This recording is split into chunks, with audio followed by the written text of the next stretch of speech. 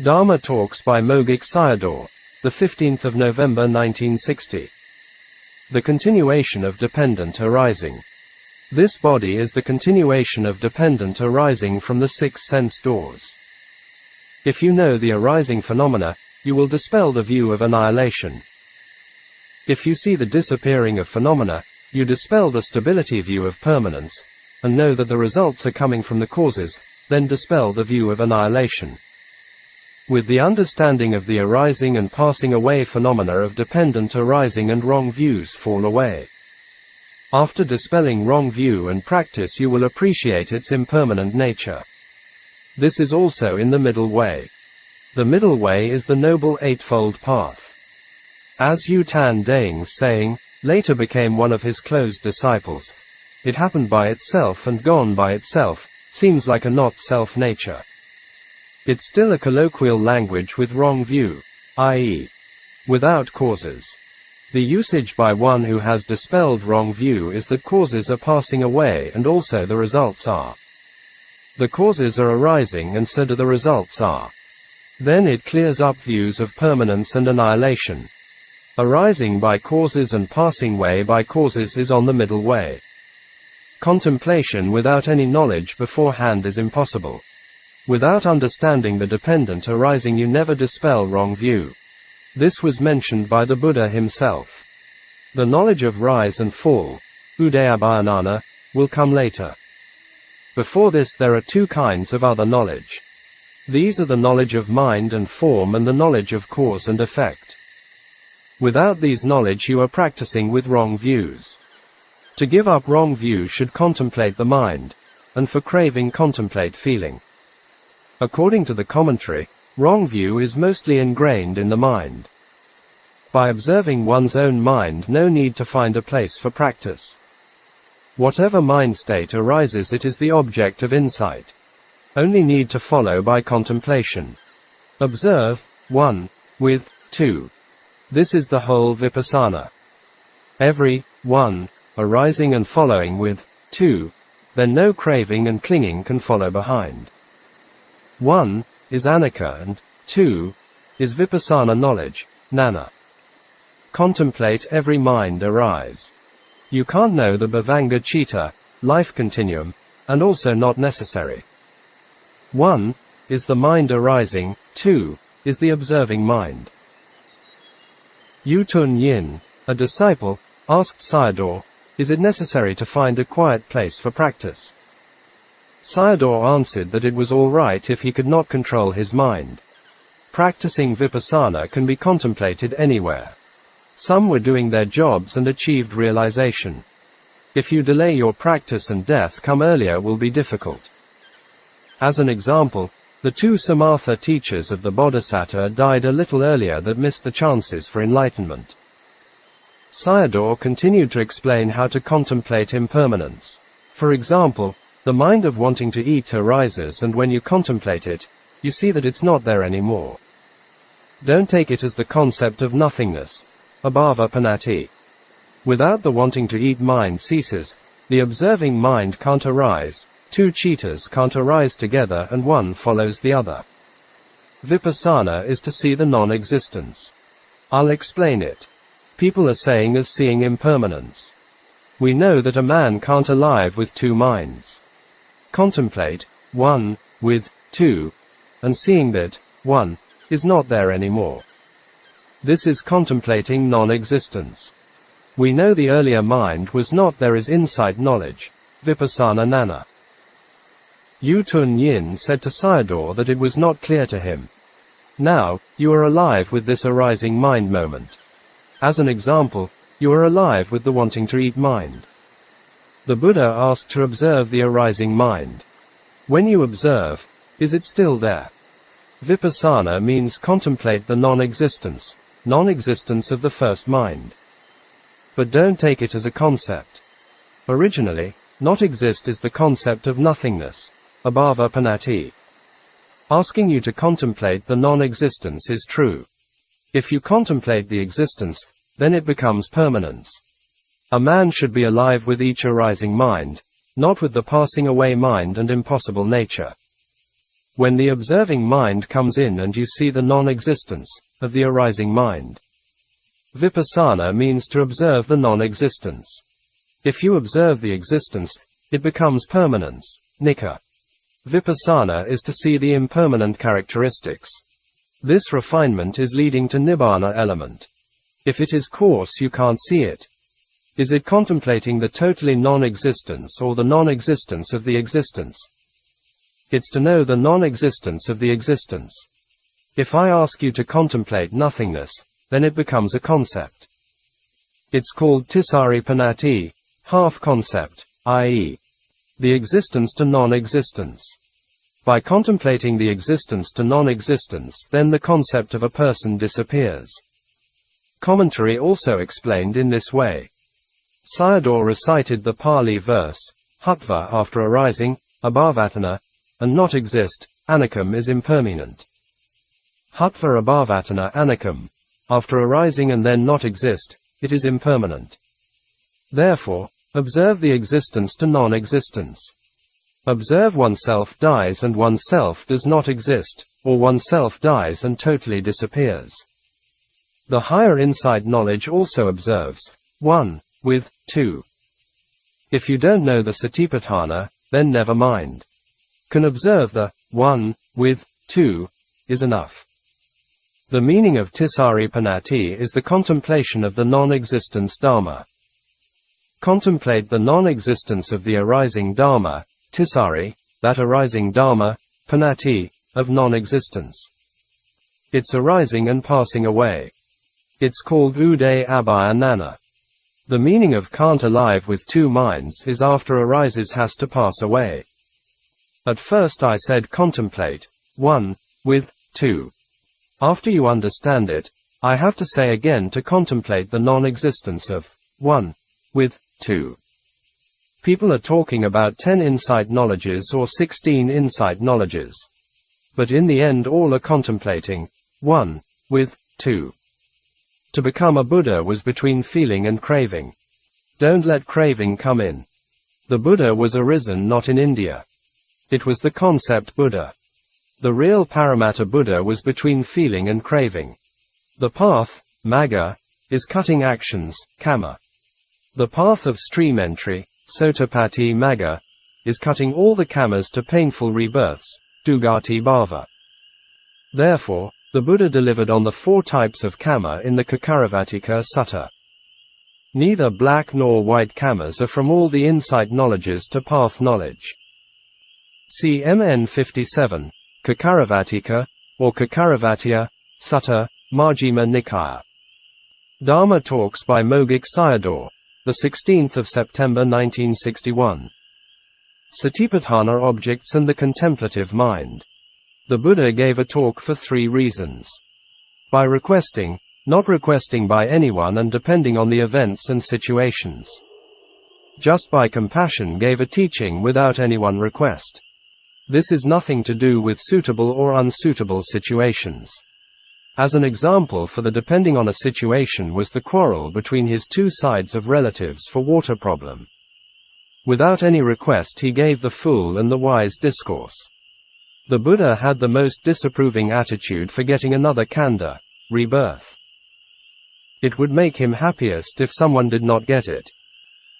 In the past, because of ignorance and volitional formation, in this life we had rebirth consciousness, mind, body, internal bases, contact, feeling or the 5 khandhas, avidya right pointing arrow, sankhara right pointing arrow, vijnana right pointing arrow, nama rupa right pointing arrow, salayatana right pointing arrow, phassa right pointing arrow, vedana.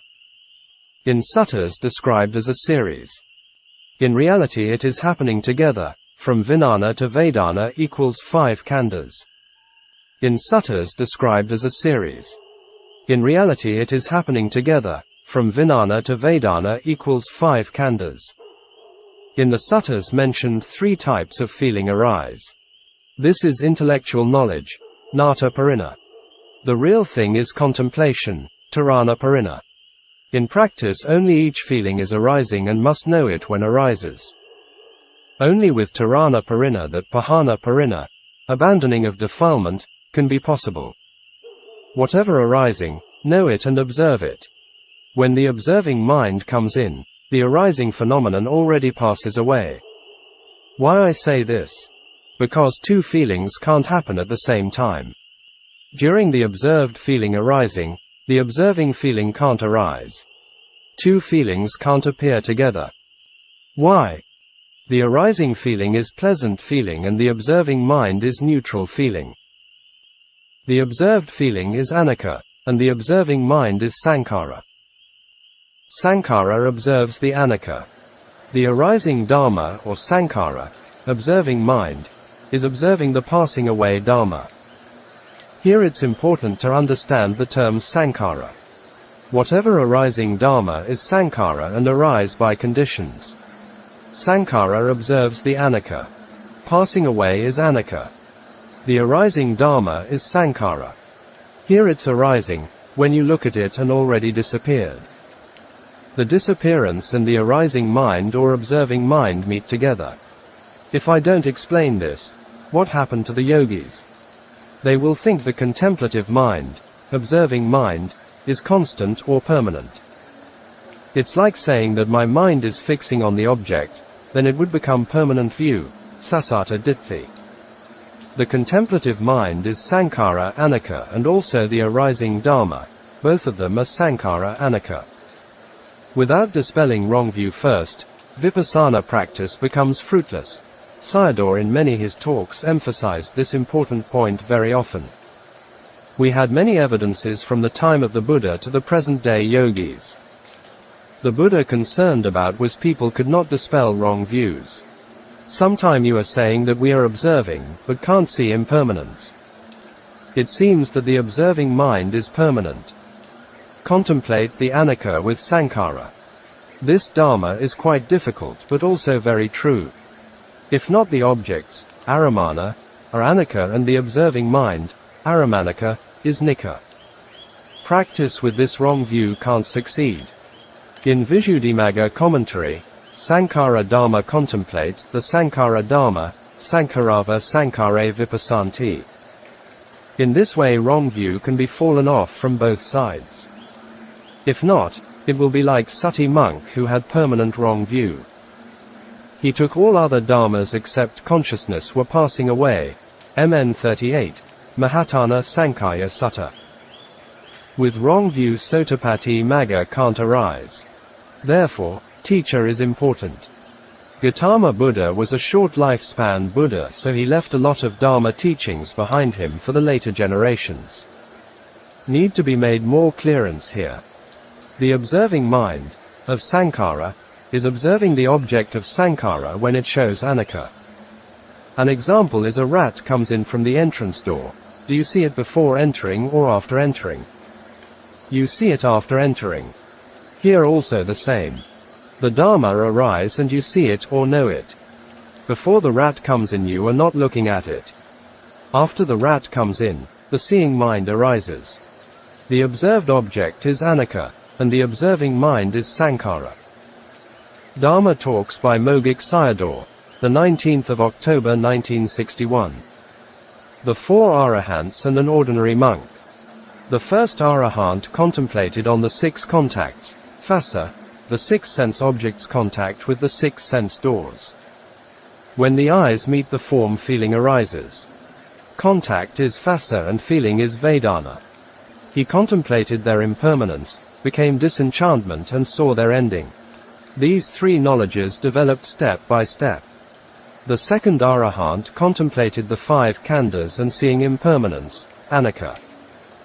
In the same way as above developed three stages, with the ending of anicca and realized Nibbāna, the third Arahant contemplated the four great elements and realized Nibbāna.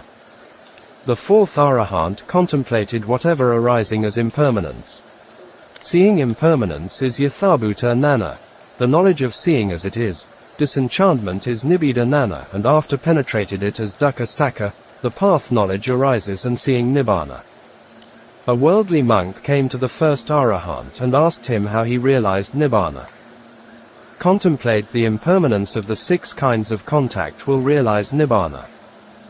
He went to the second Arahant and asked the same question. He said to him, you have the right view. Right view is Nibbāna. Tell me what to contemplate to get Nibbāna right view. The monk gave the answer of his experience. The difference between them was the object numbers of 6 and 5. So it dissatisfied him. Both of them were talking about contemplation of impermanence. He did not take the main point of contemplation of anicca, only aware of the 6 and 5 numbers of differences. And then went to the third Arahant and asked the same question. It's like give a talk to a mathematician. After the third Arahant he went to the fourth and asked the same question. He was even worse and only talked about anicca. The worldly monk was dissatisfied with all the answers. He could not take the point. They were all talking about the importance of seeing impermanence and not the numbers of 6, 5, 4, 1. The dissatisfaction came from following or chasing the numbers. The main point is impermanence. Have to follow the anicca, dukkha, anatta and dukkha sakha. Nibbāna is only one. Don't be confused. There are 12 links of dependent arising, but at the end of each one of the link only impermanence exists. Catch hold of this point. The arising and passing away is the real way to Nibbāna. Whatever the teachers are talking about, the decision to arrive Nibbāna is impossible without seeing anicca. So don't make any accusation to anyone. Their teachings are also right. Maybe Sayadaw referred to the systems existed in his time. There are differences without holding the main point of impermanence. Dharma without impermanence will not arrive at Nibbāna. Make this point clear. If you discern impermanence, it's right Dharma. Start from impermanence. Masters in the Tipitaka also start from anicca. After that the monk went to ask the Buddha. The differences were only on the way of practice. The Buddha explained with a simile. Dependent on the seasons, the riddle tree, in Burmese pork tree, has different forms. During flowering season it's red. During bearing fruits season like an acacia tree, etc. SN 35. 245, Kimsukopama Sutta, the riddle tree, there are 5 khandhas. Have to contemplate all the 5 or their impermanent nature. The Buddha talked for not going wrong. It's important to follow the route and not each of them. Following whatever Dharma arising and they will teach you. They will tell you the truth. I am not here anymore. I am not here anymore. When it is said, not there, by following with nodding your head, in this way, craving, conceit, wrong view, tanha, mana, ditthi, or the papanka dharma, proliferation, cannot come in. Impermanence is calling you ehi pasako. Come and contemplate me. Sandhatiko. You have to follow it by direct experience. The arising dharma is ehi pasako and the contemplative mind is sandhatiko. People are suffered for not following the dharma calling. Dharma is calling you and also disappearing. It's something like someone is drowning and at the same time looking for water. Here also the same. If you have khandhas and also have impermanence, you have to blame yourself for not having the seeing eye. The teacher needs to fix the eye for you. Don't look for Dharma, but for a teacher who can fix the eye for you. People are asking for Dharma.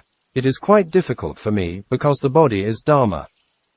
The 5 khandhas divided by Satipaṭṭhāna become 4 Satipaṭṭhāna. Ayatana, Dhatu, etc., all are including in these 4.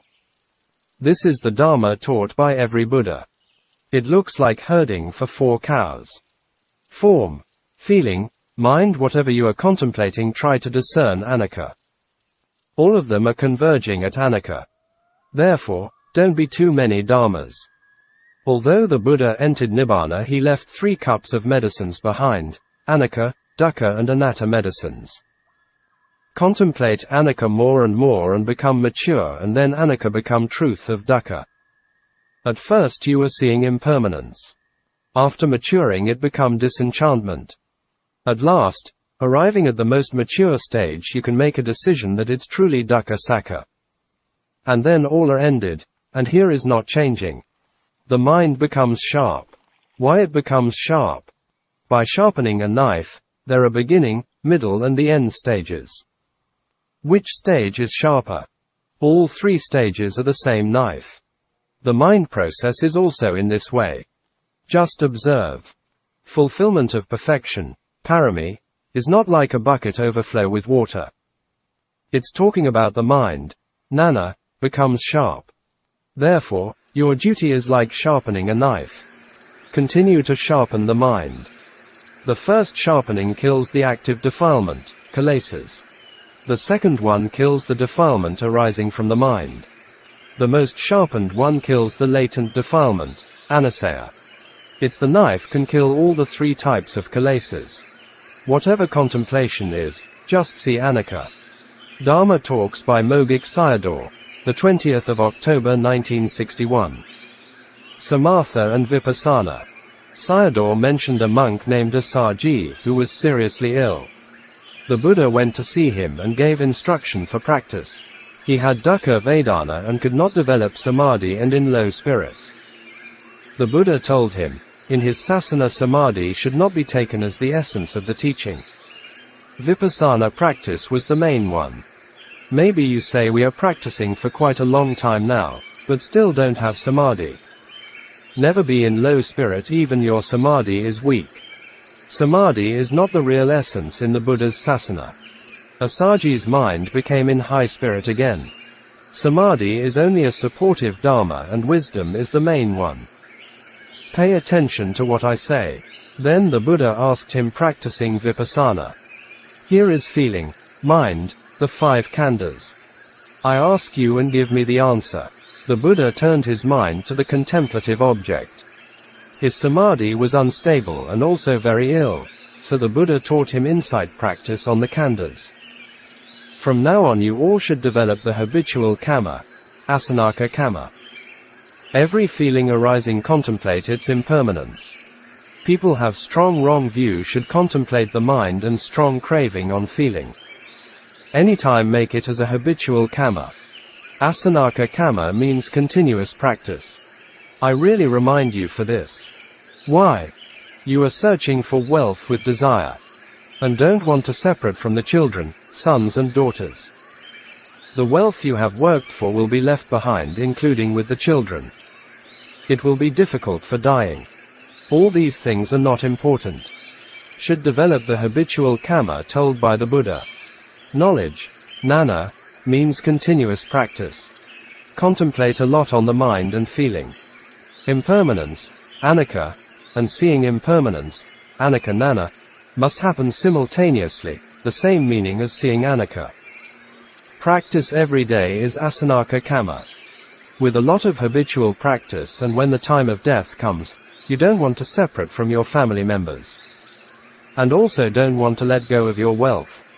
All these can come into your mind at that time. Give an example for the above situation. Habitual kamma is like strong flowing current water. The mind which doesn't want to separate with family members and wealth is like a piece of wood come across the current. The current is too strong and striking the wood away. Your everyday vipassana practice is like strong water current. At that time the habitual wholesome kamma gives the result and the unwholesome maranasana kamma come in at the time of dying, shuns away. At the time of dying to be successful urgently make the preparation beforehand. Asanaka kamma is everyday training. Maranasana kamma is the kamma come in near dying. If you don't do vipassana, maranasana kamma will give the result. It's frightening. Attachment to family member leads to painful rebirths. Attachment is craving. According to dependent arising, it is Tana right pointing arrow upadana right pointing arrow kamma right pointing arrow painful rebirth. Maranasana kamma throw you down there. You all have wholesome kammas and merits. But you are not doing these things all the time. You must continuous training with one of the four Satipaṭṭhāna. Cars, properties, houses are enemies. They will come to you near dying. These are fearful things. These are maranasana kammas close to the dying moment of the mind. They are arising near the death consciousness. Some of the Buddha's disciples, laypeople, and monk disciples took painful rebirths with these Maranasana kammas. That was because they did not possess Vipassana knowledge. With path knowledge these kammas can't do anything to you. You must develop Asanaka kamma. Queen Malika at her near dying, Maranasana kamma came in and she fell into hell. She had done the biggest dana during the Buddha's time. But without path knowledge was unstable. Must have the path knowledge or develop the Asanaka kamma. Remember these 2 points. Near dying family and business matters can come in. Without practice, when the time come for separation is not an easy thing. Asanaka kamma send you to happy rebirth or Nibbāna. Don't be lazy. At the time of dying have to put full energy to contemplate. Why can you put full energy for contemplation? It's because of Asanaka kamma. Without it if you see hell vision will go there as what you have seen. Seeing animal vision will be born as animal. A person who had developed the Asanaka kamma can change all these visions. By seeing hell fire, he knows that he has to go there. He also heard about these things before. At that time he has to put full effort for contemplation. By seeing anicca, disenchantment for anicca, the ending of anicca, and then will realize Nibbāna, i.e., the 3 insight knowledges mentioned in suttas. There is nothing to be low-spirited. Someone had aksina kamma even could become an Arahant at the near dying. See MN 144, Chanavada Sutta, Majjhima Nikaya. Without this habitual kamma, one has to take rebirth accordingly to the visions. The Buddha explained the difference between prayer with chanting and vipassana. Prayer with chanting is faith and refuge, only leading to happy rebirths. Practice is leading to Nibbāna. Let do prayer with chanting to be lesser than practice. If you do a lot of practice, it becomes Asanaka kamma. Don't listen to talks just for merits. The Buddha preferred the practice to cut off all the wholesome, unwholesome and mixed kammas, black and white. Vipassana kamma and Magga kamma cut off all kammas. Practice and stopping can't become Asanaka kamma. Have to do a lot. If anicca and Magga become simultaneously, then you have succeeded. Assaji by practicing accordingly to the Buddha's questions and answered and became an Arahant. Samadhi is only a support for the contemplation. Don't think it is that there is no samadhi. There is no perfection, parami. Vipassana is leading by wisdom factors. If you do vipassana, it also includes samadhi. And if you discern anicca, it also includes samadhi factors. It is also including sila factors during the practice. Dhamma talks by Mogok Sayadaw, the 15th of December 1961. Nibbāna is near, not far away. The Buddha talked about Nibbāna without anyone asking. He wanted to dispel people's doubts. Atti bhikkhave Nibbānam monks. Nibbāna exists. It's sure that Nibbāna exists. It starts from Sankata to arrive at Nibbāna, from conditioned to unconditioned. Someone who wants to leave the conditioned will arrive there. Sankata Dhamma, Asankata Dhamma, conditioned Dhamma, unconditioned Dhamma, from the Dhammasingani. Nibbāna always exists as a natural phenomenon, sabhava Dhamma. It exists all the time, and why only with the Buddha's help many can realize it. Before the Buddha, only Pācceka Buddhas had realized it. He could only teach the way to be there. Couldn't make it happen. Nibbāna is unconditioned and exists as a natural phenomenon. Its existing in nature should be encountered by someone. According to the Buddha, it's impossible. Why? It needs to be got on the right train. Only the one who takes the Maggan train or who do the work of the path factors will arrive there. The train is called Magga Pakkayo, path condition. There are trains from good rebirth to good rebirth, Sugati to Sugati, good rebirth to bad rebirth, Sugati to Dugati, and good rebirth to Nibbāna. Without the Buddha appeared, all take the first and second trains in turn. Nobody can take the third one. Without the Buddha, only Pācceka Buddhas were taking the right train. No one can write about Nibbāna. Not by drawing or showing Nibbāna, Even can't show a fake one. Sayadaw referred to scholars and artists. It's without form, shape and images, so can't be deformed or inconstant. A place without deformity and inconstancy is the best place. All living being are living inside the province of conditions and never have the chance for living with safety. Asking you to contemplate impermanence is to want you seeing the conditioned. Wanting you for disenchantment to conditioned. Wanting you to transcend or get out of conditioned. Wanting you to sharpen the knowledge and to get out of conditions by the knowledge. Therefore, I am asking you to contemplate every day. Wanting to arrive Nibbāna have to follow to the end of Sankata.